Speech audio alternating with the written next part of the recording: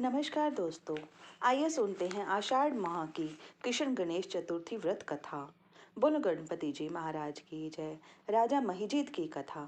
पार्वती जी ने गणपति जी से पूछा कि हे पुत्र, आषाढ़ कृष्ण चतुर्थी बहुत ही अच्छा फल देने वाली बताई गई है। आप उसकी विधि बताइए। इस माह के गणेश जी का क्या नाम है और उनकी आराधना किस तरह करनी चाहिए। गणपति जी ने उत्तर दिया, हे माता, पहले समय में इसी बात को युधिष्ठिर ने पूछा था और उन्हें भगवान कृष्ण ने जो बतलाया था वह मैं आपको बतला रहा हूँ, आप उसे सुनिए। श्री कृष्ण ने कहा कि हे राजन, मैं गणपति जी की प्रिय और विघ्नों को नष्ट करने वाली कथा जिसका पुराण में वर्णन किया गया है उसे कह रहा हूँ, आप सुनिए। हे युधिष्ठिर, आषाढ़ कृष्ण चतुर्थी के गणपति का नाम लंबोदर है। उनका पूजन पहले बताई गई विधि से करें। हे महाराज, द्वापर युग में महिष्मती नगरी का राजा महिजीत था। वह बहुत ही प्रतापवान और पुण्यशील राजा था। वह पुत्र की तरह अपनी प्रजा का पालन करता था, लेकिन उसके संतान न होने के कारण उसे राजमहल का सुख अच्छा नहीं लगता था। वेदों में संतानहीन मनुष्य का जीवन निरर्थक माना गया है। यदि संतान रहित व्यक्ति अपने पितृगण को जल दान करता है तो वे उस जल को गर्म जल के रूप में ग्रहण करते हैं। इसी दुविधा में राजा का बहुत समय गुजर गया। उन्होंने पुत्र पाने के लिए बहुत से दान यज्ञ आदि कार्यों को किया, परंतु राजा के पुत्र पैदा नहीं हुआ। युवावस्था बीत गई और बुढ़ापा आ गया। इसके पश्चात राजा ने विद्वान ब्राह्मणों और प्रजा के लोगों से सलाह मशवरा किया। राजा ने कहा, हे ब्राह्मणों तथा प्रजा के लोगों, मैं संतानहीन हूँ। अब मेरी क्या गति होगी। मैंने समस्त जीवन कोई भी पाप कर्म नहीं किया। मैंने कभी अत्याचार से धन इकट्ठा नहीं किया। मैंने सर्वदा पुत्र की तरह प्रजा का पालन किया तथा धर्म पर चलते हुए ही राज्य किया।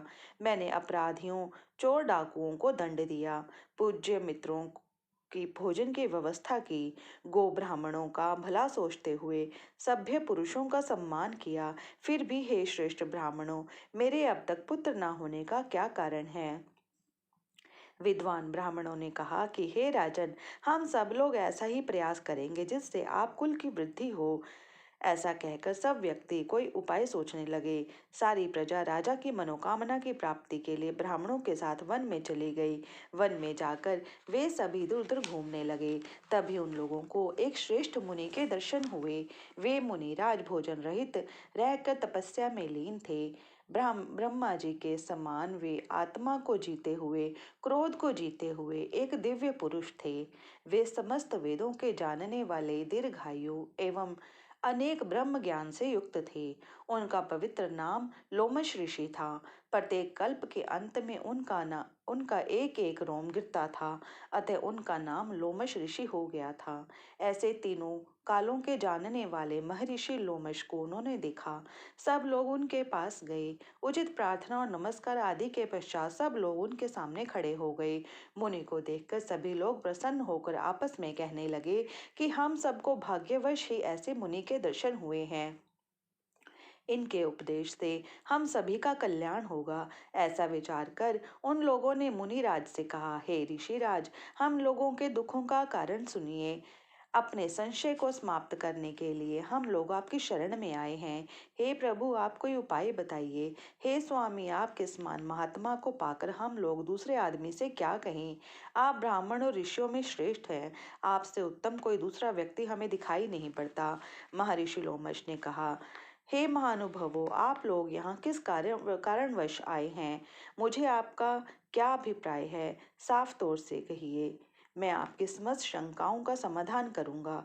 तपस्वियों की तपस्या केवल दूसरों का भला करने के लिए होती है। प्रजावासियों ने निवेदन किया, हे ब्राह्मणों में श्रेष्ठ मुनि, हम जिस महान कार्य की प्राप्ति के लिए यहाँ उपस्थित हुए हैं उसे सुनिए। हम लोग महिष्मती नाम की नगरी में रहते हैं। हमारे राजा महिजित नाम के हैं।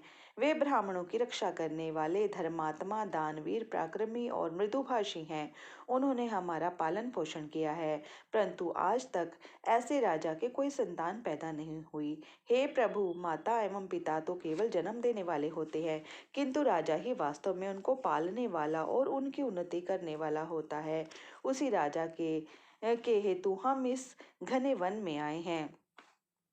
हे द्विजश्रेष्ठ, आप कोई ऐसा उपाय बताइए जिससे राजा को संतान की प्राप्ति हो, क्योंकि ऐसे योग्य राजा के कोई पुत्र ना हो यह बड़े दुख की बात है। हम सब आपस में सलाह मशवरा करके इस गहन वन में आए हैं। उनकी कृपा से ही हम लोगों को आपके दर्शन प्राप्त हुए हैं।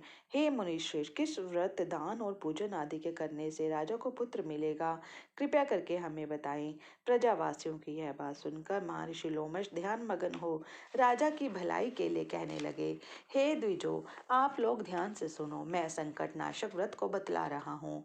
आषाढ़ कृष्ण चतुर्थी के दिन एक दंत गजानन नामक गणेश जी की अर्चना करें। पहले कही हुई विधि से राजा श्रद्धा युक्त होकर व्रत करें तथा ब्राह्मणों को भोजन करवाएं और उन्हें वस्त्र का दान करें। गणेश जी की अनुकंपा से उनको अवश्य में पुत्र की प्राप्ति होगी। महर्षि लोमश के ऐसा कहने पर सभी लोग हाथ जोड़कर उठ खड़े हुए और सिर झुकाकर उनके चरणों में लेटकर प्रणाम किया। तत्पश्चात सभी लोग नगर में लौट आए। वन में जो कुछ हुआ उन सभी घटनाओं को प्रजावासियों ने राजा को बतलाया। प्रजावासियों की यह बात सुनकर यशस्वी और निर्मल बुद्धि वाले राजा बहुत ही प्रसन्न हुए और उन्होंने श्रद्धा पूर्वक भक्ति से विधिवत गणेश चतुर्थी का व्रत करके ब्राह्मणों को भोजन करवाकर वस्त्र आदि दान में दिए। कुछ समय पश्चात रानी सुदक्षिणा के गर्भवती होने के बाद श्री गणेश जी की कृपा से राजा के यहाँ एक सुंदर और सुलक्षण पुत्र उत्पन्न हुआ।